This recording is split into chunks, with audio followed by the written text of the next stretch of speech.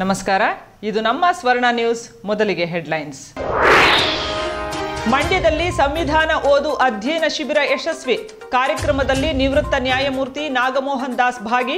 ಸಂವಿಧಾನದ ಬಗ್ಗೆ ಅರ್ಥಪೂರ್ಣ ಕಾರ್ಯಕ್ರಮ.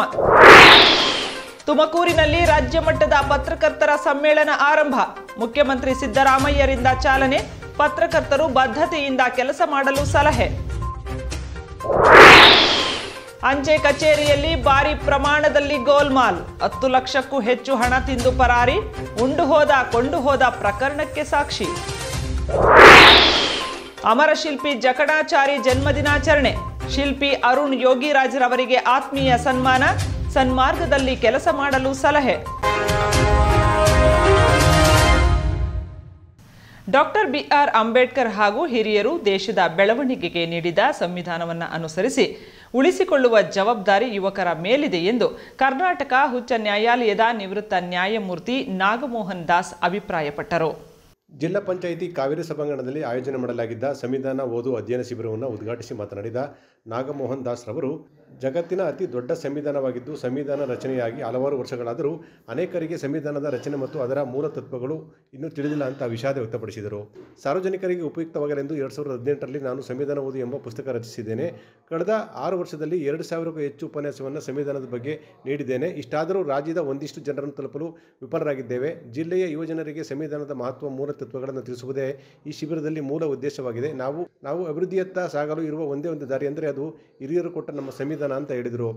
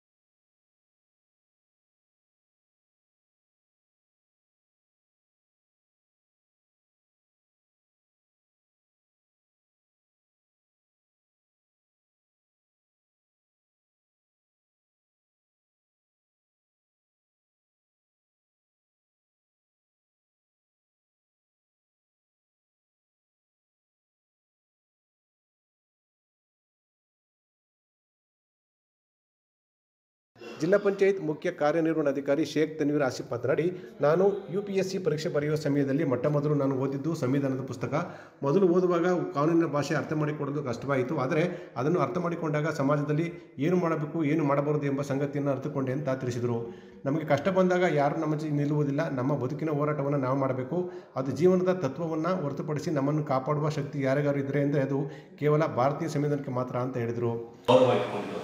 ಈ ಸಂವಿಧಾನ ಮತ್ತು ಈ ದೇಶದ ಕಾನೂನು ನನ್ನ ಸ್ವಾತಂತ್ರ್ಯಕ್ಕಿಂತ ಹೆಚ್ಚಾಗಿ ಬಲವನ್ನು ಇಟ್ಕೊಂಡಿರೋದು ಅಂತ ನಾನು ನನ್ನ ಹಕ್ಕುಗಳನ್ನ ಅರ್ಪಣೆ ಮಾಡಿರ್ತೇನೆ, ಸಮರ್ಪಣೆ ಮಾಡಿರ್ತೇನೆ. ಯಾಕೆ? ಎಲ್ಲರ ಹಿತಕ್ಕಾಗಿ ಅಂತ ನನ್ನ ಆ ಮಾತು ಅಲ್ಲಿ ಗೊತ್ತಾಗಿತ್ತು. ಎರಡನೇ ವಿಚಾರ ನನಗೆ ಗೊತ್ತಾಗಿದ್ದು ಏನಂತಂದ್ರೆ, ನನಗೆ ಏನಾದರೂ ಕಷ್ಟವಾದರೆ ಜೀವನದಲ್ಲಿ ನಾನೇ ಅನುಭವಿಸ್ಬೇಕು. ನನಗೆ ನನ್ನ ಜೀವನ ಕೊಟ್ಟಿರುವ ಭಾರ ನಾನೇ ಹೊತ್ಕೊಂಡು ಹೋಗ್ಬೇಕು. ಆದರೆ ನನಗೆ ಏನಾದರೂ ಕಷ್ಟ ಆದರೆ ನಾನೇ ಅದರ ವಿರುದ್ಧ ನಾನು ಜೀವನದಲ್ಲಿ ಸಂಘರ್ಷ ಮಾಡಬೇಕು. ನನ್ನ ಕಾಪಾಡಲಿಕ್ಕೆ ಬೇರೆ ಯಾರು ಬರಲ್ಲ. ಅದು ಜೀವನದ ತತ್ವ. ಜೊತೆಗೆ ನನ್ನನ್ನ ಬಿಟ್ಟು ಬೇರೆ ಯಾವುದೇ ಒಂದು ವಸ್ತುವಾಗಲಿ ಅಥವಾ ಪುಸ್ತಕವಾಗಲಿ ಅದಕ್ಕೆ ಶಕ್ತಿ ಇದೆ ಅಂತಂದ್ರೆ ಈ ಸಂವಿಧಾನಕ್ಕೆ ಮಾತ್ರ ಶಕ್ತಿ. ಸಂವಿಧಾನ ಮಾತ್ರ, ಈ ಕಾನೂನ ಮಾತ್ರ ನನಗೆ ನಿಂತ್ಕೊಂಡಿರುವ ಒಂದು ಶಕ್ತಿ ಹೊಂದಿರೋದು. ಬೇರೆ ಯಾರು ನನ್ನನ್ನ ಬಿಟ್ಟು ನನ್ನ ಒಂದು ಭಾರ, ಜೀವನದ ಭಾರ, ನನ್ನ ಕಷ್ಟ ಸುಖಗಳು ನಾನೇ ಹೊತ್ಕೊಂಡು ಹೋಗ್ಬೇಕು. ಕಾನೂನು ನನಗೆ ಕಾಪಾಡೋದು, ಬೇರೆ ಏನು ನನಗೆ ಕಾಪಾಡೋದು ಅಂತ ನನಗೆ ಅರಿವಾಗಿದ್ದು. ಜಾಸ್ತಿ ನಾನು ಮಾತಾಡಲ್ಲ.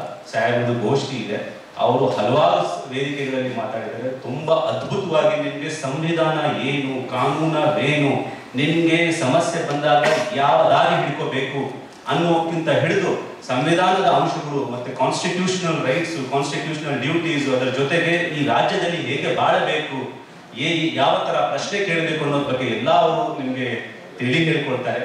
ನೀವು ಒಬ್ಬ ವಿದ್ಯಾರ್ಥಿಯಾಗಿ ಧೈರ್ಯದಿಂದ ಮತ್ತೆ ತುಂಬಾ ತಾಳ್ಮೆಯಿಂದ ಹಾಗೆ ಕೂತ್ಕೊಂಡು ನೀವು ಕೇಳಬೇಕು ಅಂತ ಪ್ರಾರ್ಥಿಸಿದ್ದಿ. ಸಾಹೇಬರು ನಮ್ಮೊಂದು ಈ ಒಂದು ಅವಕಾಶ ಕೊಟ್ಟಿದ್ದು. ರೈತ ನಾಯಕಿ ಸುನಂದಚೇರಿ ಮಾತನಾಡಿ, ಇಂತಹ ಕಾರ್ಯಕ್ರಮ ಅರ್ಥಪೂರ್ಣವಾಗಿದ್ದು ಇದನ್ನು ಜನತೆ ಸದುಪಯೋಗಪಡಿಸಿಕೊಳ್ಬೇಕು ಅಂತ ಹೇಳಿದರು.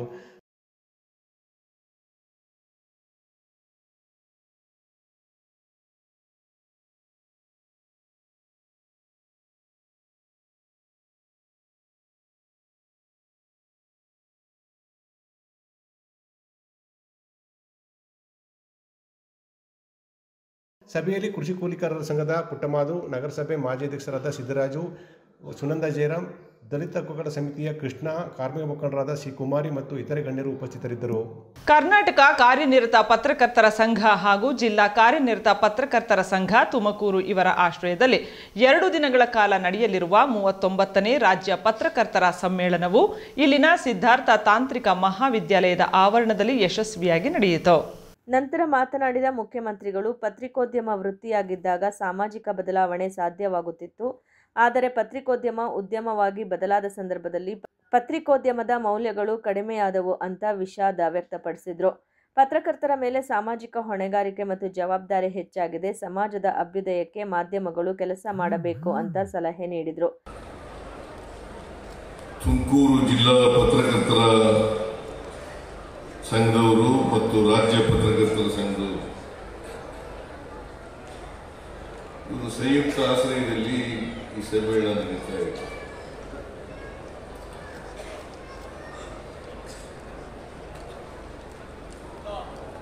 ನಾನು ದಾವಣಗೆರೆಗೂ ಹೋಗಿದ್ದೆ. ಬೇರೆ ಜಿಲ್ಲೆಗಳಲ್ಲಿ ನಡೆದಂಥ ರಾಜ್ಯ ಮಟ್ಟದ ಸಮ್ಮೇಳನಗಳಿಗೂ ಹೋಗಿದ್ದೆ. ಇಲ್ಲೂ ಕೂಡ ಬರಲೇಬೇಕು ಅಂತೇಳಿ ಶಿವಾನಂದ ತಗಡೂರು ಮತ್ತೆ ಪುರುಷೋತ್ತಮ ಇವೆಲ್ಲ ಬಂದಿದ್ರು. ಬಂದು ಉದ್ಘಾಟನೆ ಮಾಡಬೇಕು ಅಂತ ಮೊದಲಿಗೆ ನಿಮ್ಮೆಲ್ಲರಿಗೂ ಕೂಡ ಹೊಸ ವರ್ಷದ ಶುಭಾಶಯಗಳನ್ನು ಕೋರಲಿಕ್ಕೆ ಬಯಸ್ತಾ ಇದ್ದೇನೆ.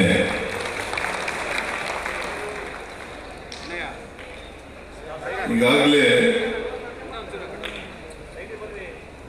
ಪರಮೇಶ್ವರ್ ಅವರು, ರಾಜಣ್ಣ ಅವರು, ಶಿವಾನಂದ ತಗಡೂರವರು ಮತ್ತು ಪುರುಷೋತ್ತಮ ಇವರೆಲ್ಲರೂ ಕೂಡ ಮಾತನಾಡಿದ್ದಾರೆ. ಪತ್ರಕರ್ತರ ಸಾಮಾಜಿಕ ಜವಾಬ್ದಾರಿ, ಪತ್ರಕರ್ತರ ಪತ್ರಿಕೋದ್ಯಮದ ಮುಂದೆ ಇರ್ತಕ್ಕಂಥ ಸವಾಲುಗಳು, ಪರಿಹಾರಗಳೇನು ಮತ್ತೆ ನಮ್ಮ ಜವಾಬ್ದಾರಿಗಳೇನು, ಆ ಜವಾಬ್ದಾರಿಗಳನ್ನು ಎಷ್ಟು ಮಟ್ಟಿಗೆ ನಿಭಾಯಿಸ್ತಾ ಇದ್ದಾರೆ ಅಂತಕ್ಕಂಥದ್ದು ಬಹಳ ಮುಖ್ಯ. ಈಗ ನಾವು ಪತ್ರಿಕೋದ್ಯಮ ಸುಮಾರು 50 ವರ್ಷಗಳ ಹಿಂದೆ ಅಥವಾ ಸ್ವಾತಂತ್ರ್ಯ ಬರೋದಕ್ಕಿಂತ ಮುಂಚಿತವಾಗಿ ಅವತ್ತಿಗೂ ಇವತ್ತಿಗೂ ಹೋಲಿಕೆ ಮಾಡ್ಕೊಳ್ತಕ್ಕಂಥದ್ದು ಬಹಳ ಮುಖ್ಯ. ಇವತ್ತು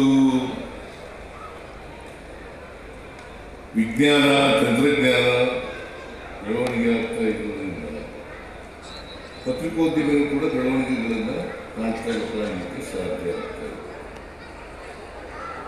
ಇವತ್ತು ಅಮೆರಿಕಾದಲ್ಲಿ ಬೆಂಕಿ ಬಿದ್ದಿದೆ ಅಂತಂದ್ರೆ ತಕ್ಷಣ ಇಲ್ಲಿ ಬಂದ್ಬಿಡ್ತದೆ. ಅಷ್ಟು ಮಟ್ಟಿಗೆ ವೇಗವಾಗಿ ಸುದ್ದಿವಾಹಿನಿ ಬದಲಾವಣೆಯನ್ನು ಕಂಡಿದೆ. ಇಂಥ ಯುಗದಲ್ಲಿ ನೀವಿದ್ದೀವಿ ಅಂತಕ್ಕಂಥದ್ದನ್ನ ನೀವೆಲ್ಲರೂ ಕೂಡ ಅದನ್ನ ತಲೆಯಲ್ಲಿಟ್ಟುಕೊಂಡ್ರೆ ಬಹಳ ಒಳ್ಳೆಯದು ಅಂತಕ್ಕಂಥದ್ದು ಮಾತುಗಳನ್ನು ಹೇಳಲಿಕ್ಕೆ ಬಯಸ್ತಾರೆ.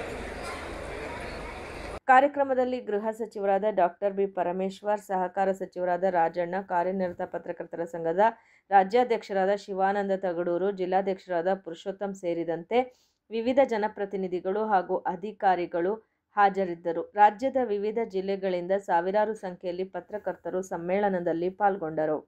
ನಾಗಮಂಗಲ ತಾಲೂಕಿನ ಬಿದರಕೆರೆ ಅಂಚೆ ಕಚೇರಿಯಲ್ಲಿ ಭಾರೀ ಪ್ರಮಾಣದಲ್ಲಿ ಗೋಲ್ಮಾಲ್ ನಡೆದಿದ್ದು, ನಕಲಿ ಪೋಸ್ಟ್ ಮಾಸ್ಟರ್ 10 ಲಕ್ಷಕ್ಕೂ ಹೆಚ್ಚು ಹಣವನ್ನು ತಿಂದು ಪರಾರಿಯಾಗಿರುವ ಘಟನೆ ವರದಿಯಾಗಿದೆ. ಯಾವ ಕೆಲಸ? ನಿಮ್ಮ ಯಜಮಾನ್ರ ಕೆಲಸ. ನಿಮ್ಮ ಯಜಮಾನ್ರಿಗೆ ಏನಾಗಿತ್ತು? ಹಾರ್ಟ್ ಅಟ್ಯಾಕ್ ಆಗಿತ್ತಾ? ಮೊದಲು ಎಷ್ಟು ವರ್ಷ ಕೆಲಸ ಮಾಡಿದ್ರು ನಿಮ್ಮ ಯಜಮಾನ್ರಲ್ಲಿ? 25 ವರ್ಷ ಮಾಡಿರ್ಬೇಕು. ಹಾಂ, ನೀವು ಕೆಲಸ ಮಾಡ್ತಿದ್ರ ಇಲ್ಲಿ? ನಿಮ್ಮ ನೇಮಕ ಮಾಡಿದ್ಮೇಲೆ ಯಾರು ಕೆಲಸ ಮಾಡ್ತಿದ್ರಿ ಇಲ್ಲಿ? ನೀವೇ. ನಿಮ್ಮ ಮಗ? ಗೌಡ್ರು ಬಂದು ನಾವೇ. ಎಷ್ಟು ವರ್ಷದಿಂದ ಕೆಲಸ ಮಾಡ್ತಾ ಇದ್ರಿ? 14 ವರ್ಷ ಆಗಿತ್ತು. ನೀವು ಒಬ್ಬರೇ ಮಾಡ್ತಿದ್ರ ಇಲ್ಲಿ? ಏನಾಗಿ? ಪೋಸ್ಟ್ ಮ್ಯಾನ್ ಆಗಿ. ನಿಮ್ಮ ಮಗ? ಮಗ ನಾವು ಓದಿದ್ವಲ್ಲ, ಎಜುಕೇಶನ್ ಜಾಸ್ತಿ ಅಂತ ನಮ್ಮ ಜೊತೆ ಇದ್ರು ಅವರು. ಎಲ್ಲಿ? ಇಲ್ಲೇ ಕೆಲಸ ಮಾಡ್ಕೊಂಡು. ಏನು ಕೆಲಸ ಮಾಡ್ತಿದ್ರು? ಈ ಪೋಸ್ಟ್ ಮ್ಯಾನ್ ಕೆಲಸನೇ. ಯಾರು ನೇಮಕ ಮಾಡಿದ್ದು ಅವ್ರನ್ನ? ಸರ್ ನಾವೇ ಕಳಿಸಿದ್ದು. ಹಾಂ, ಈಗ ಮಾಡ್ತಾರೆ ನಮ್ಗೆ ಗೊತ್ತಾಗಿಲ್ಲ. ಏನು ಮಾಡೋನೀಗ? ಏನು ಮಾಡೋದು? ಬಿದರಕೆರೆ ಪೋಸ್ಟ್ ಆಫೀಸ್ ಕಚೇರಿಗೆ ಸುತ್ತಮುತ್ತ 10 ಹಳ್ಳಿಗಳು ಒಳಪಡುತ್ತವೆ. ವಂಚನೆಗೆ ಒಳಗಾದ ಮಹಿಳೆಯರು ತಿಳಿಸುವಂತೆ RD, FD, OAP, ವಿಧವೆ ವೇತನ ಈ ಎಲ್ಲ ಹಣದಲ್ಲಿ ನಮಗೆ ವಂಚಿಸಲಾಗಿದೆ. ಬಣ್ಣ ಬಣ್ಣದ ಮಾತುಗಳನ್ನು ಆಡುತ್ತಾ ಹಣವನ್ನು ಪಡೆದು ಬುಕ್ ಮತ್ತು ರಶೀದಿ ನಂತರ ಕೊಡುತ್ತೇನೆ ಎಂದು ಹೇಳುತ್ತಿದ್ದ. ಈಗ ನೋಡಿದರೆ ಹಣವೂ ಇಲ್ಲ, ದಾಖಲೆಯೂ ಇಲ್ಲ ಎಂದು ಕಣ್ಣೀರು ಹಾಕುತ್ತಾ ಈ ವಂಚನೆಗೆ ಮುಖ್ಯ ಪೋಸ್ಟ್ ಆಫೀಸ್ ಕಚೇರಿಯ ಅಧಿಕಾರಿಗಳು ಬೇಜವಾಬ್ದಾರಿತನ ಎಂದು ಹಣ ಕಳೆದುಕೊಂಡ ವಯೋವೃದ್ಧರು ಆರೋಪ ಮಾಡಿದ್ದಾರೆ.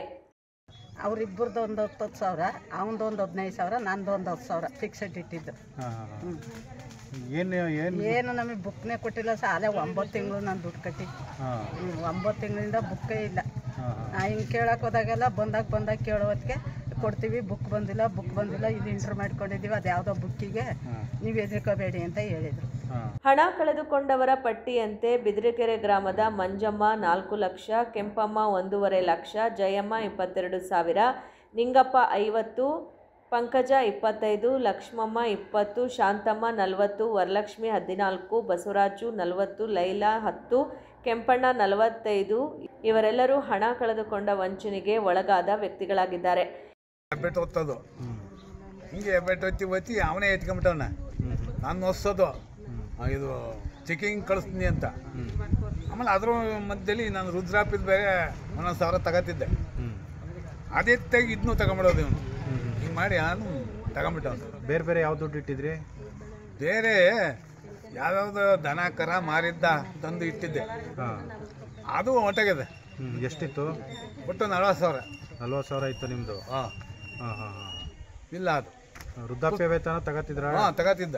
ಆ ಹೆಬ್ಬೆಟ್ಟು ಕೊಡಿನಲ್ಲ, ಆಗಿದ್ನು ಇಂಟ್ರ್ ಮಾಡ್ಕೊಂಡು ತಗೊಂಬಿಟ್ಟವನು. ನೀವು ನೋಡ್ತಿರ್ಲಿಲ್ವ? ಅದ ನಮ್ಗೆ ಗೊತ್ತಾಗೋದಿಲ್ವಲ್ಲ, ಹೆಬ್ಬೆಟ್ಟು ಒತ್ತು ಅಂದ್ರೆ ಒತ್ಬಿಡೋದು. ಹಿಂಗಾಗೋಯ್ತು. ನಾನೆಂತ ಬುಕ್ನು ಕೊಡಲಿಲ್ಲ, ನಮ್ಮ ದುಡ್ಡ ಕಟ್ಟಿರೋದು ಇಷ್ಟ, ಅದೇ ಅಂತಲೂ ಹೇಳಲಿಲ್ಲ. ನಾವು ಕಟ್ಟಿದ್ದು 50,000 ದುಡ್ಡು ಸರ್. ಅದು ಅನ್ಯಾಯ ಆಗೋದು ನಮ್ಮದು. ಇವತ್ತು ಕೊಡ್ತೀವಿ ನಾಳೆ ಕೊಡ್ತೀವಿ, ನಮಗೆ ದುಡ್ಡು ಆಗಬೇಕು ಅಂತ ಬಂದಾಗ ಇವತ್ತು ಕೊಡ್ತೀವಿ ನಾಳೆ ಕೊಡ್ತೀವಿ ಅಂದಾಗ ನಮಗೆ ಅನುಮಾನ ಬಂದಿದ್ದು. ನೀವು ದುಡ್ಡು ಕೊಟ್ಟಿರೋದಕ್ಕೆ ಏನಾಯ್ತು? ರೆಸಿಪ್ಟ್ ಏನಾರು ಇಟ್ಕೊಂಡಿದ್ದೀರಿ? ಬುಕ್ಕಲ್ಲೇ ಬರ್ಸಿದ್ದ ಸರ್. ಯಾವ ಬುಕ್ಕಲ್ಲಿ? ನಮ್ಮದು SP ಬುಕ್ಕಲ್ಲಿ. ಎಲ್ಲೈತೆ ಬುಕ್? ಬುಕ್ಕೇ ಇಲ್ಲ ಅಂತ ಅವ್ರೀಗ ಕೊಡ್ತಾ ಇಲ್ಲ, ಬುಕ್ಗಳೇ ಕೊಡ್ತಾ ಇಲ್ಲ. ನಮ್ಮ ಅಮೌಂಟ್ ಬರೋದು ದುಡ್ಡು ಬರೋದು ಅದೇ ನಮ್ಮದು. ಈ ಪ್ರಕರಣಕ್ಕೆ ಸಂಬಂಧಿಸಿದಂತೆ ನಾಗಮಂಗಲ ಮುಖ್ಯ ಪೋಸ್ಟ್ ಆಫೀಸ್ ಕಚೇರಿ ಅಧಿಕಾರಿಗಳ ಬೇಜವಾಬ್ದಾರಿತನ ಎದ್ದು ಕಾಣುತ್ತಿದೆ. ಏಕೆಂದರೆ 5ನೇ ತರಗತಿ ಓದಿ ಒಬ್ಬ ಮಹಿಳೆಗೆ ಪೋಸ್ಟ್ ಆಫೀಸ್ ಕಚೇರಿಯಲ್ಲಿ ಹುದ್ದೆ ನೀಡಿ ಅಧಿಕಾರ ದುರ್ಬಳಕೆ ಮಾಡಿಕೊಂಡು ಗ್ರಾಮೀಣ ಪ್ರದೇಶ ಜನತೆಗೆ ವಂಚನೆ ಆಗಿರುವುದು ಗೊತ್ತಿದ್ದರೂ ಕೂಡ ಕಣ್ಮುಚ್ಚಿ ಕುಳಿತು ವಂಚನೆ ಮಾಡಿದ ವ್ಯಕ್ತಿಗೆ ಸಹಕಾರ ಎಂಬಂತೆ ಇರುವುದು ಸಾರ್ವಜನಿಕ ವಲಯದಲ್ಲಿ ಟೀಕೆಗೆ ವ್ಯಕ್ತವಾಗಿದೆ. ನಾನು ಬಿದ್ರಿಕೆರೆ ಮಗಳು. ಇಲ್ಲಿ ಬಂದು FD ಮಾಡೋಕ್ಕೆ ಅಂತಂದ್ಬಿಟ್ಟು ಪೋಸ್ಟ್ ಆಫೀಸ್ಗೆ 4 ಲಕ್ಷ ರೂಪಾಯಿ ದುಡ್ಡು ಕೊಟ್ಟಿರ್ತೀವಿ. 31ನೇ ತಾರೀಕು 9:30 ಟೈಮಲ್ಲಿ ಕೊಟ್ಟಿದ್ದು FD ಮಾಡೋಕ್ಕೆ ಅಂತ ಕೊಟ್ಟಿದ್ದವ್ರು ಯಾವ ಥರ ಯೂಸ್ ಮಾಡ್ಕೊಂಡ್ರು ಅನ್ನೋದು ಗೊತ್ತಿಲ್ಲ. ಅವತ್ತಿನ ಮಾರನೇ ದಿನಕ್ಕೆ ನಾವು ಬುಕ್ಸ್ ಬರುತ್ತೆ ಅಂತೇಳಿ ಯಾವುದೇ ಬುಕ್ಸು ಕೊಟ್ಟಿಲ್ಲ ಅವ್ರು ನಮಗೆ. ಅವತ್ತಿನ ಬೆಳಗ್ಗೆ ಬಂದು ಕೇಳ್ತಾಯಿದ್ರೆ ನಾಳೆ ಅಂತ ಹೇಳ್ಕೊಂಡು ಹಿಂಗೆ ಟೈಮ್ ಮುಂದೂಡಿದ್ರು. ಒಂದು ವಾರ ಆದಮೇಲೆ ನಾವು ಬಂದು ಕೇಳೋ ಹೊತ್ತಿಗೆ ಅವ್ರು ಏನಂತಂತಂದರು, ಮತ್ತೆ ನಿಮ್ಮ ತಾಯಿದು ಮತ್ತೆ ಸೈನ್ ಬೇಕು ಅಂದರು. ನಮ್ಮ ಅಮ್ಮಂಗೆ ಹುಷಾರಿಲ್ಲದ ಕಾರಣ ನಾವು ನಮ್ಮ ಅಮ್ಮನ ಹಾಸನಲ್ಲಿ ಕರ್ಕೊಂಡೋಗಿದ್ವಿ.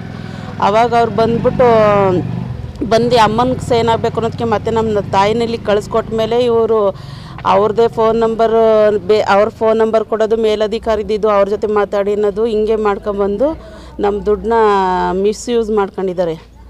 ಹಂಗಾಗಿ ನಾವು ಅವತ್ತು ಶುಕ್ರವಾರ ದಿನ ಮೇಲಧಿಕಾರಿ ಬಂದಿದ್ದರು ನಾಗಮಂಗಲದಿಂದ. ಅವ್ರಿಗೆ ಅರ್ಜಿನೂ ಕೊಟ್ವಿ, ಹಿಂಗಾಗೈತೆ ಅಂತ ಕಂಪ್ಲೇಂಟ್ ಬರೆದು ಕೊಟ್ಟಾಗ ನೋಡ್ತೀವಿ ಅಂತ ಹೇಳಿ ಅವ್ರು ಇದುವರೆಗೂ ಯಾವುದೇ ಆ್ಯಕ್ಷನ್ ತಗೊಂಡಿಲ್ಲ. ದೇವಾಲಯಗಳು ಶ್ರದ್ಧಾ ಭಕ್ತಿಯ ಕೇಂದ್ರಗಳಾಗಿವೆ ಹಾಗೂ ನಮ್ಮ ಸಂಸ್ಕೃತಿಯ ಪ್ರತಿಬಿಂಬಗಳಾಗಿವೆ ಎಂದು ಸಮಾಜ ಸೇವಕ ಕಾಂಗ್ರೆಸ್ ಮುಖಂಡ ವಿಜಯ ರಾಮೇಗೌಡ ಹೇಳಿದರು. ಅವರು ಬೂಕನಕೆರೆ ಗ್ರಾಮದ ಸಮೀಪದಲ್ಲಿ ಆಂಜನೇಯ ಸ್ವಾಮಿಯ ಜಯಂತ್ಯೋತ್ಸವದಲ್ಲಿ ಪಾಲ್ಗೊಂಡು ಆಂಜನೇಯ ಸ್ವಾಮಿಯ ದರ್ಶನ ಪಡೆದು ಸುದ್ದಿಗಾರರೊಂದಿಗೆ ಮಾತನಾಡಿದರು. ಬೂಕನಕೆರೆ ಸಮೀಪವಿರುವ ನೂರಾರು ವರ್ಷಗಳ ಇತಿಹಾಸ ಪ್ರಸಿದ್ಧ ಆಂಜನೇಯ ಸ್ವಾಮಿಯ ದೇವಾಲಯದಲ್ಲಿ ಜಯಂತ್ಯೋತ್ಸವ ಕಾರ್ಯಕ್ರಮವನ್ನು ಗ್ರಾಮದ ಯಜಮಾನರು, ಆಂಜನೇಯ ಯುವಕರ ಬಳಗದವರು, ಅಕ್ಕಪಕ್ಕದ ಗ್ರಾಮಸ್ಥರು ಸೇರಿ ಉತ್ಸವವನ್ನು ಆಯೋಜಿಸಲಾಗುತ್ತದೆ. ನಮ್ಮ ಗ್ರಾಮದ ಯುವಕರ ಬಳಗ ಇಂತಹ ಅದ್ಭುತ ಕಾರ್ಯಕ್ರಮವನ್ನು ಆಯೋಜಿಸುವುದು ಸಂತಸದ ಸಂಗತಿಯಾಗಿದೆ.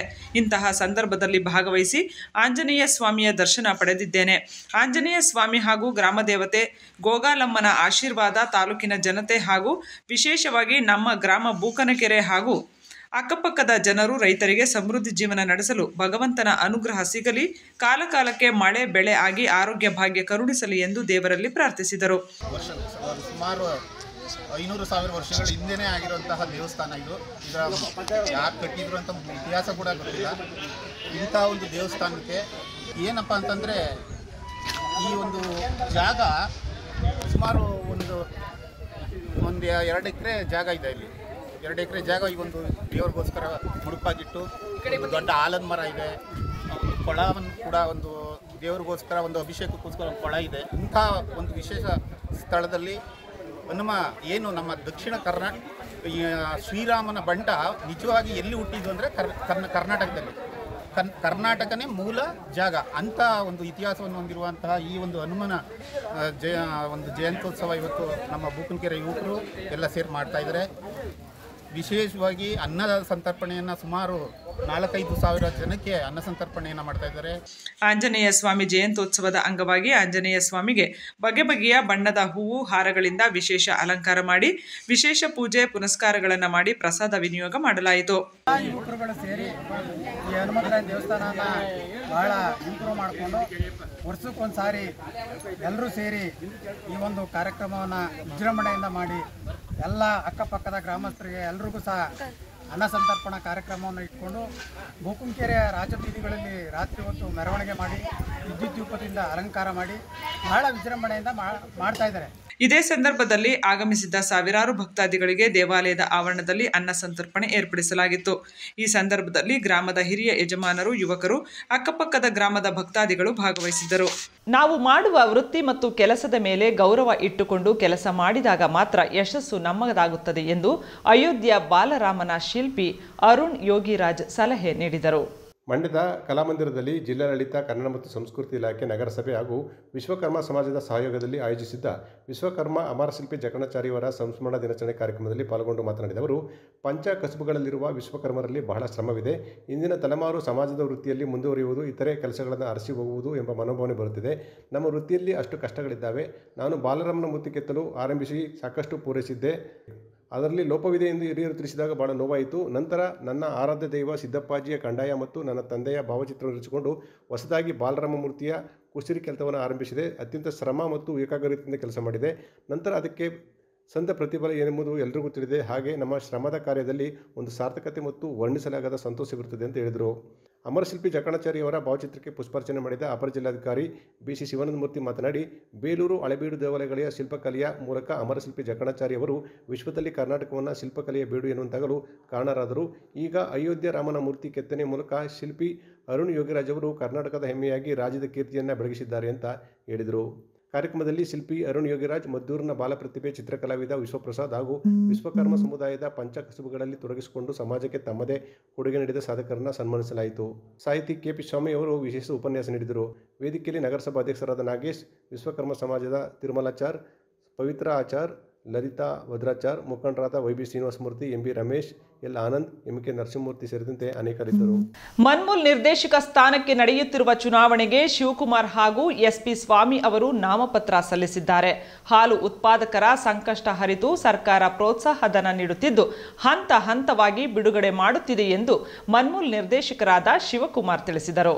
ಮಂಡ್ಯ ಹಾಲು ಒಕ್ಕೂಟದ ಆಡಳಿತ ಮಂಡಳಿ ನಿರ್ದೇಶಕ ಸ್ಥಾನಕ್ಕೆ ನಡೆಯುವ ಚುನಾವಣೆಗೆ ಚುನಾವಣಾಧಿಕಾರಿಯೂ ಆದ ಅಪರ ಜಿಲ್ಲಾಧಿಕಾರಿ ಬಿಸಿ ಶಿವಾನಂದಮೂರ್ತಿ ಅವರಿಗೆ ನಾಮಪತ್ರ ಸಲ್ಲಿಸಿದ ಬಳಿಕ ಸುದ್ದಿಗಾರರೊಂದಿಗೆ ಮಾತನಾಡಿದ ಅವರು, 4-5 ತಿಂಗಳ ಪ್ರೋತ್ಸಾಹಧನ ಬಾಕಿ ಉಳಿದಿದ್ದು ಹಂತ ಹಂತವಾಗಿ ಬಿಡುಗಡೆ ಮಾಡುತ್ತಿದೆ ಎಂದು ಹೇಳಿದರು. ಕಳೆದ 2 ಬಾರಿ ಆಡಳಿತ ಮಂಡಳಿಯಲ್ಲಿ ನಿರ್ದೇಶಕನಾಗಿ ಸೇವೆ ಸಲ್ಲಿಸಿದ್ದೇನೆ. ಸ್ವತಃ ರೈತನಾಗಿ ಹಾಲು ಉತ್ಪಾದಕರ ಸಂಕಷ್ಟವನ್ನು ಅರಿತಿದ್ದೇನೆ. ಮುಂದಿನ ದಿನಗಳಲ್ಲಿ ಉತ್ಪಾದಕರಿಗೆ ದೊರೆಯುವ ಎಲ್ಲ ಸೌಲಭ್ಯಗಳನ್ನು ಪ್ರಾಮಾಣಿಕವಾಗಿ ಕೊಡಿಸಿಕೊಡುವಲ್ಲಿ ಪ್ರಯತ್ನ ಮಾಡುತ್ತೇನೆ ಎಂದು ತಿಳಿಸಿದರು. ಸರ್, ಮನ್ಮೂಲ್ನಲ್ಲಿ ಈಗಾಗಲೇ ಎಲ್ಲ ಅಭಿವೃದ್ಧಿ ಕೆಲಸಗಳು ನಡೆದಿದ್ದಾವೆ ಸರ್. ನೀವು ನೋಡಿದ್ದೀರಾ, ರೈತರು ನೋಡಿದ್ದಾರೆ, ಮಾಡಿದ್ದಾರೆ. ಮುಂದೇನೋ ನಮ್ಮ ಮನ್ಮೂಲ್ಗಳಿಗೆ ಅವಶ್ಯಕತೆ ಏನಿದೆ ಅದರ ಅನುಸಾರವಾಗಿ ಅಭಿವೃದ್ಧಿಪಡಿಸ್ತೀವಿ ಸರ್. ಫೆಬ್ರವರಿ 2ರಂದು ನಡೆಯುವ ಚುನಾವಣೆಗೆ ಸ್ಪರ್ಧಿಸಿದ್ದು ನಾಮಪತ್ರ ಸಲ್ಲಿಸಿದ್ದೇನೆ. ಮಂಡ್ಯ ತಾಲೂಕಿನ ಹಾಲು ಉತ್ಪಾದಕ ಸಹಕಾರ ಸಂಘಗಳ ಪ್ರತಿನಿಧಿಗಳು ನನ್ನನ್ನು ಮತ್ತೊಂದು ಅವಧಿಗೆ ಆಯ್ಕೆ ಮಾಡಲಿದ್ದಾರೆ ಎಂದು ವಿಶ್ವಾಸ ವ್ಯಕ್ತಪಡಿಸಿದರು. ನಾಮಪತ್ರವನ್ನು ಸಲ್ಲಿಸಿದ್ದೇನೆ. ಎಲ್ಲರಲ್ಲೂ ಕೇಳ್ಕೊಳ್ಳೋದಿಷ್ಟೇ, ಎಲ್ಲ ನನ್ನ ಮತ ಕೊಟ್ಟು ಎಲ್ಲ ನನ್ನ ಜನ ಗೆಲ್ಲಿಸ್ಕೊಡ್ಬೇಕು ಅಂತ, ಆಶೀರ್ವಾದ ಮಾಡಬೇಕು ಅಂತ ಕೇಳ್ಕೊತಾ ಇದ್ದೀನಿ ಸರ್. ಮದ್ದೂರು ತಾಲೂಕಿನಿಂದ ಎಸ್ಪಿ ಸ್ವಾಮಿ ಅವರು ನಿರ್ದೇಶಕ ಸ್ಥಾನಕ್ಕೆ ನಾಮಪತ್ರ ಸಲ್ಲಿಸಿದ ಬಳಿಕ ಮಾತನಾಡಿ, ಮಂಡ್ಯ ಹಾಲು ಒಕ್ಕೂಟ ಅತ್ಯುತ್ತಮವಾಗಿ ಕಾರ್ಯನಿರ್ವಹಿಸುತ್ತಿದ್ದು ಇದರಿಂದಾಗಿ ಹೆಚ್ಚಿನ ಪ್ರಮಾಣದಲ್ಲಿ ಹಾಲಿನ ಸಂಗ್ರಹವಾಗುತ್ತಿದೆ. ಇದನ್ನು ಸಂಸ್ಕರಿಸಿ ಮಾರುಕಟ್ಟೆ ಮಾಡಲು ಸಾಧ್ಯವಾಗುತ್ತಿರಲಿಲ್ಲ. ಇದೀಗ ಕೇಂದ್ರ ಸರ್ಕಾರ ಮತ್ತು ಸಚಿವರು ದೆಹಲಿಯಲ್ಲಿ ಮಾರುಕಟ್ಟೆಗೆ ಅವಕಾಶ ಮಾಡಿಕೊಟ್ಟಿದ್ದಾರೆ. ಇದು ಒಳ್ಳೆಯ ಬೆಳವಣಿಗೆ ಎಂದರು. ನಾನು ಸಹ ಈ ಬಾರಿಯೂ ನಿರ್ದೇಶಕ ಸ್ಥಾನಕ್ಕೆ ನಾಮಪತ್ರ ಸಲ್ಲಿಸಿದ್ದು ಮದ್ದೂರು ತಾಲೂಕಿನ ಹಾಲು ಉತ್ಪಾದಕರ ಸಹಕಾರ ಪ್ರತಿನಿಧಿಗಳು ನನ್ನನ್ನು ಕೈ ಬಿಡುವುದಿಲ್ಲ ಎಂದು ವಿಶ್ವಾಸ ವ್ಯಕ್ತಪಡಿಸಿದರು. ಇವತ್ತು ಯಾವುದೇ ಒಂದು ಬೆಲೆ ಸಿಗದೆ ಅನ್ಯಾಯ ಆಯ್ತಾ ಇರಬೇಕಾದ್ರೆ ಇವತ್ತು ರೈತರ ಪರವಾಗಿ ಇರುವಂಥ ಒಂದು ಉತ್ತಮವಾದ ಮಹಾಮಂಡಳಿ ಅಂದರೆ ಹಾಲು ಒಕ್ಕೂಟ. ಇದನ್ನು ಒಂದು ಸುವ್ಯವಸ್ಥೆ ರೀತಿಯಲ್ಲಿ ಬೆಳೆಸಬೇಕು, ಅದನ್ನು ಇನ್ನೂ ಉತ್ತಮವಾದ ರೈತರಿಗೆ ಬೆಲೆಯನ್ನು ಕೊಡಿಸ್ಬೇಕು ಅನ್ನೋ ಒಂದು ನಿರ್ಧಾರವನ್ನು ಮಾಡಿ ಮತ್ತೊಮ್ಮೆ ಈ ಸಾಲಿ ಚುನಾವಣೆಗೆ ಸ್ಪರ್ಧೆ ಮಾಡಿದ್ದೇನೆ. ರೈತರ ಪರವಾಗಿ ರೈತರಿಗೆ ಉಪಯೋಗ ಆಗುವಂಥ, ರೈತರಿಗೆ ಹೆಚ್ಚಿನ ದರವನ್ನು ಕೊಡಿಸುವಂಥ ಕೆಲಸವನ್ನು ಮಾಡಲಿಕ್ಕೆ ಮತ್ತೊಮ್ಮೆ ಸ್ಪರ್ಧೆ ಮಾಡಿದ್ದೇನೆ. ಇವತ್ತು ಮದ್ದೂರು ತಾಲೂಕಲ್ಲಿ 192 ಸಂಘಗಳಿದೆ. ಅದರಲ್ಲಿ 166 ಸಂಘಗಳ ಪ್ರತಿನಿಧಿಗಳು ಮತ ಹಾಕಲಿಕ್ಕೆ ಆಯ್ಕೆಯಾಗಿದ್ದಾರೆ. ಅಂಥ ಡೆಲಿಗೇಟ್ಸ್ಗಳನ್ನು ಪ್ರತಿಯೊಬ್ಬರಲ್ಲೂ ನಾನು ಕೇಳ್ಕೊಳ್ಳೋದಿಷ್ಟೇ, ರೈತ ಪರವಾಗಿ ಕೆಲಸ ಮಾಡಲಿಕ್ಕೆ ಬಂದಿದ್ದೀನಿ, ಸಮಾಜಕ್ಕೆ ಒಂದು ಒಳ್ಳೆಯ ಸಂದೇಶವನ್ನು ಕೊಡಬೇಕು ಅಂತ ಬಂದಿದ್ದೇನೆ. ನನಗೆ ಪ್ರತಿಯೊಬ್ಬ ಪ್ರತಿನಿಧಿಯಿಂದ ಕೇಳೋದಿಷ್ಟೇ, ಒಂದು ಅವರ ಅಮೂಲ್ಯವಾದ ಒಂದು ಮತವನ್ನು ಕೊಟ್ಟು ನನ್ನ ಈ ಸಾಲಿ ಜಯಶೀಲನಾಗಿ ಮಾಡಿ ಅವರ ಸೇವೆ, ರೈತರ ಸೇವೆಯನ್ನು ಮಾಡಲಿಕ್ಕೆ ಒಂದು ಅವಕಾಶವನ್ನು ಮಾಡಿಕೊಡ್ಬೇಕು ಅಂತ ಈ ಮೂಲಕ ಮದ್ದೂರು ತಾಲೂಕಿನ ಎಲ್ಲ ಪ್ರತಿನಿಧಿಗಳಿಗೂ ಮತದಾರ ಪ್ರತಿನಿಧಿಗಳಲ್ಲಿ ಬೇಡಿಕೆ ಮಾಡಿ ಕೇಳ್ಕೊಳ್ತಿದ್ದೇನೆ. ರಾಜ್ಯದ ಕೃಷಿ ಕ್ಷೇತ್ರದ ಬಲವರ್ಧನೆ ಹಾಗೂ ಮೂಲಭೂತ ಸೌಕರ್ಯದ ಅಭಿವೃದ್ಧಿಗೆ ಪೂರಕವಾಗಿ ಬೇಕಾಗಿರುವ ವಿವಿಧ ಸಹಾಯ ಮತ್ತು ಆರ್ಥಿಕ ಸಹಕಾರವನ್ನು ಶೀಘ್ರ ಒದಗಿಸುವಂತೆ ಕೃಷಿ ಸಚಿವರಾದ ಚಲುವರಾಯಸ್ವಾಮಿ ಕೇಂದ್ರದ ಗಮನ ಸೆಳೆಯುವಲ್ಲಿ ಯಶಸ್ವಿಯಾಗಿದ್ದಾರೆ. ಬೆಂಗಳೂರಿನ ಕುಮಾರಕೃಪಾ ಅತಿಥಿ ಗೃಹದಲ್ಲಿ ಕಂದಾಯ ಸಚಿವರಾದ ಕೃಷ್ಣೇ ಬೈರೇಗೌಡ, ಗ್ರಾಮೀಣಾಭಿವೃದ್ಧಿ ಸಚಿವರಾದ ಪ್ರಿಯಾಂಕ ಖರ್ಗೆ ಅವರೊಂದಿಗೆ ಕೇಂದ್ರ ಕೃಷಿ, ರೈತ ಕಲ್ಯಾಣ ಮತ್ತು ಗ್ರಾಮೀಣಾಭಿವೃದ್ಧಿ ಸಚಿವರು ಶಿವರಾಜ್ ಸಿಂಗ್ ಚೌಹಾಣ್ ರವರನ್ನು ಭೇಟಿ ಮಾಡಿ ಮನವಿ ಅರ್ಪಿಸಿ ಚೆಲುವರಾಯಸ್ವಾಮಿ ಅವರು ರಾಜ್ಯದ ಬೇಡಿಕೆಗಳನ್ನು ಮಂಡಿಸಿದರು. ರಾಜ್ಯದಲ್ಲಿ ಕೃಷಿ ಇಲಾಖೆ 99% ಆರ್ಥಿಕ ಹಾಗೂ ಭೌತಿಕ ಗುರಿ ಸಾಧನೆ ಮಾಡಿದ್ದು, ಕೇಂದ್ರ ಪುರಸ್ಕೃತ ಯೋಜನೆಗಳಲ್ಲೂ 124% ಅನುದಾನ ಬಳಸಿಕೊಂಡಿದೆ. ಈ ಹಿನ್ನೆಲೆಯಲ್ಲಿ ಈ ಬಾರಿಯೂ ಇದೇ ರೀತಿ ಹಣಕಾಸಿನ ನೆರವು ಒದಗಿಸಬೇಕೆಂದು ಸಚಿವರು ಕೋರಿದರು. ಕೇಂದ್ರ ಕೃಷಿ ಸಚಿವರು ಇದಕ್ಕೆ ಮುಕ್ತ ಮನಸ್ಸಿನ ಸಮ್ಮತಿಯನ್ನ ಸೂಚಿಸಿದರು. ಆರ್ಥಿಕ ವರ್ಷ ಕೊನೆಯಾಗುತ್ತಿದ್ದು, ಒದಗಿಸುವ ಅನುದಾನವನ್ನು ಸಂಪೂರ್ಣವಾಗಿ ವೆಚ್ಚ ಮಾಡಿ ಹಣ ಸದ್ಬಳಕೆ ಪ್ರಮಾಣ ಪತ್ರವನ್ನು ನೀಡಿದ ಕೂಡಲೇ ಕೃಷಿ ಹಾಗೂ ಇತರೆ ಇಲಾಖೆಗಳಿಗೆ ಹೆಚ್ಚುವರಿ ಅನುದಾನ ಒದಗಿಸಲಾಗುವುದು. ಆತ್ಮ ಯೋಜನೆಯಡಿ ಅಗತ್ಯ ಪ್ರಮಾಣದ ಸಿಬ್ಬಂದಿಗಳನ್ನು ಸಹ ಒದಗಿಸಲಾಗುವುದು ಎಂದು ಶಿವರಾಜ್ ಸಿಂಗ್ ಚೌಹಾಣ್ ಹೇಳಿದರು. ಕರ್ನಾಟಕದ ಮೂಲ ಸೌಕರ್ಯ ಮತ್ತು ಪ್ರವಾಸೋದ್ಯಮವನ್ನು ಉತ್ತೇಜಿಸುವ ಹಿನ್ನೆಲೆಯಲ್ಲಿ ಕೇಂದ್ರದ ಬೃಹತ್ ಕೈಗಾರಿಕೆ ಮತ್ತು ಉಕ್ಕು ಸಚಿವರಾದ ಎಚ್.ಡಿ. ಕುಮಾರಸ್ವಾಮಿ ಅವರು ನಾಗರಿಕ ವಿಮಾನಯಾನ ಸಚಿವ ರಾಜಮೋಹನ್ ನಾಯ್ಡು ಅವರ ಜೊತೆ ಮಹತ್ವದ ಮಾತುಕತೆ ನಡೆಸಿದ್ದಾರೆ.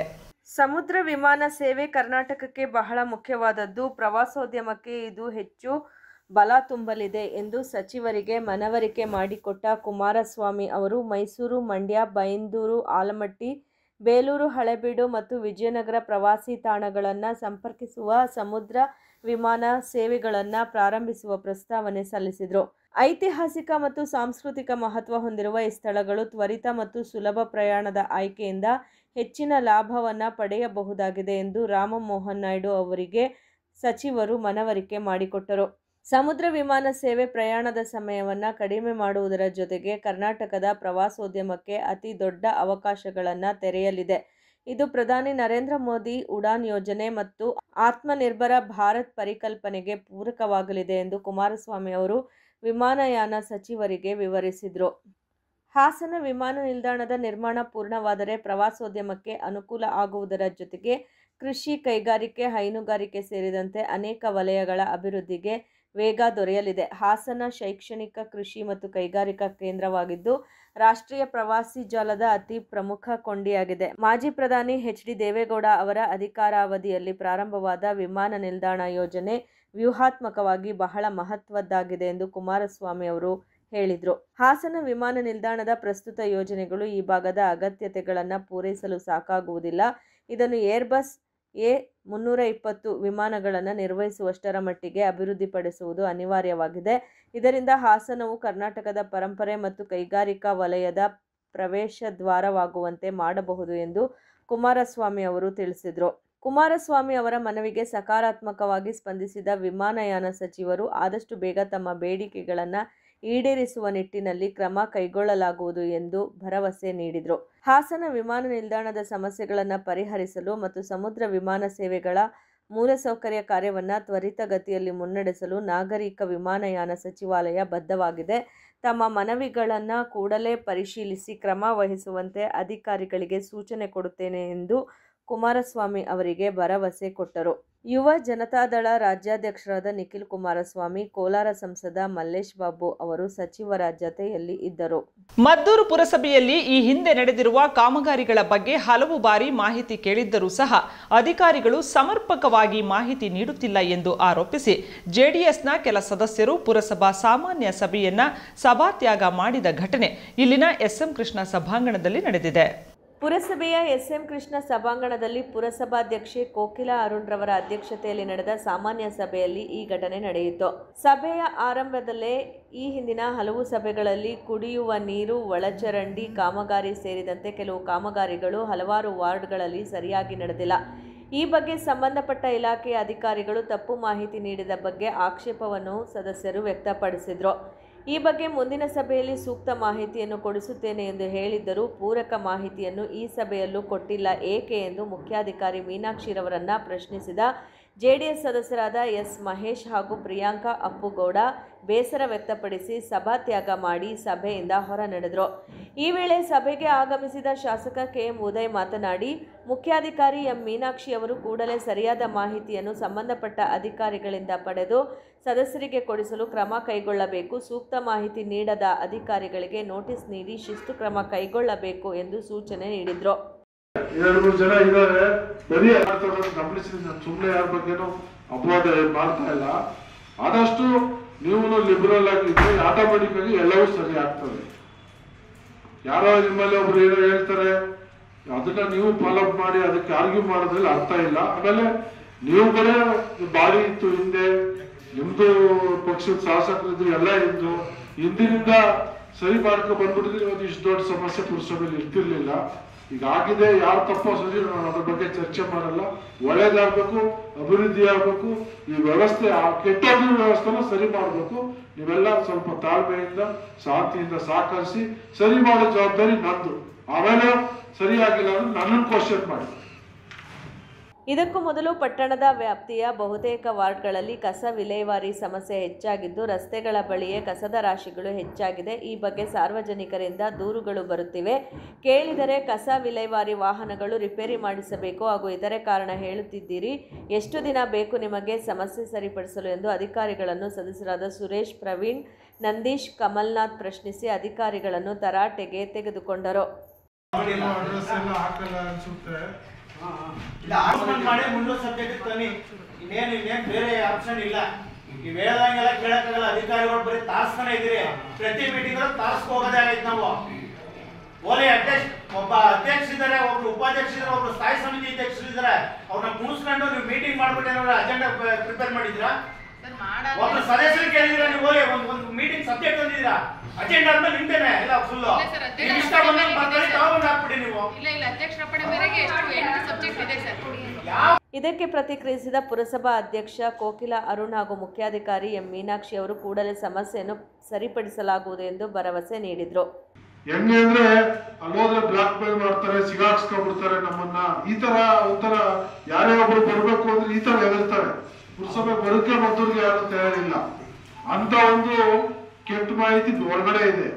ಅದನ್ನ ಹೋಗಲಾಡಿಸ್ಬೇಕು. ನಮ್ಗೇನಿಲ್ಲ, ಏನೋ ಮಾಡ್ಕೊಂಡು ನಮ್ಗೇನೋ ಏನೋ ಇಲ್ಲಿಗಲ್ ಮಾಡೋ ಅವಶ್ಯಕತೆ ನಮ್ಗಿಲ್ಲ, ಅದು ಬೇಕಾಗಿಲ್ಲ. ಒಳ್ಳೇದ್ ಮಾಡ್ಬೇಕು, ಸ್ಟ್ರೀಮ್ ಲೈನ್ ಮಾಡ್ಬೇಕು.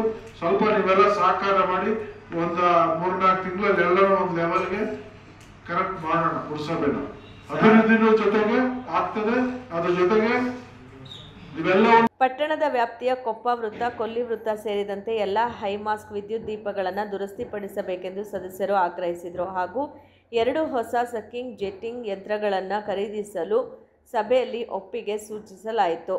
ಶಾಸಕ ಕೆಎಂ ಉದಯ್, ಪುರಸಭಾಧ್ಯಕ್ಷೆ ಕೋಕಿಲ ಅರುಣ್, ಉಪಾಧ್ಯಕ್ಷ ಪ್ರಸನ್ನ, ಸ್ಥಾಯಿ ಸಮಿತಿ ಅಧ್ಯಕ್ಷ ಸಿದ್ದರಾಜು, ಮುಖ್ಯಾಧಿಕಾರಿ ಮೀನಾಕ್ಷಿ ಸೇರಿದಂತೆ ಸದಸ್ಯರು ಹಾಗೂ ಅಧಿಕಾರಿಗಳು ಹಾಜರಿದ್ದರು. ಕೊನೆಯಲ್ಲಿ ಮತ್ತೊಮ್ಮೆ ಹೆಡ್ಲೈನ್ಸ್.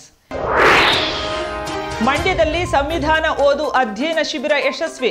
ಕಾರ್ಯಕ್ರಮದಲ್ಲಿ ನಿವೃತ್ತ ನ್ಯಾಯಮೂರ್ತಿ ನಾಗಮೋಹನ್ ದಾಸ್ ಭಾಗಿ. ಸಂವಿಧಾನದ ಬಗ್ಗೆ ಅರ್ಥಪೂರ್ಣ ಕಾರ್ಯಕ್ರಮ. ತುಮಕೂರಿನಲ್ಲಿ ರಾಜ್ಯ ಮಟ್ಟದ ಪತ್ರಕರ್ತರ ಸಮ್ಮೇಳನ ಆರಂಭ. ಮುಖ್ಯಮಂತ್ರಿ ಸಿದ್ದರಾಮಯ್ಯರಿಂದ ಚಾಲನೆ. ಪತ್ರಕರ್ತರು ಬದ್ಧತೆಯಿಂದ ಕೆಲಸ ಮಾಡಲು ಸಲಹೆ.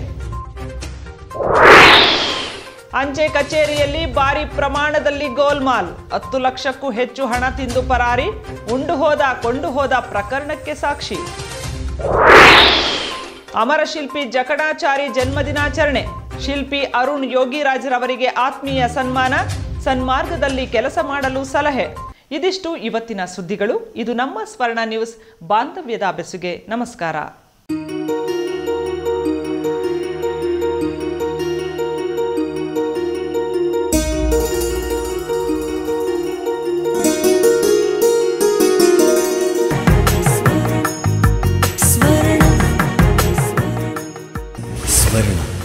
ಇದು ಬಾಂಧವ್ಯಗಳ ಬೆಸುಗೆ.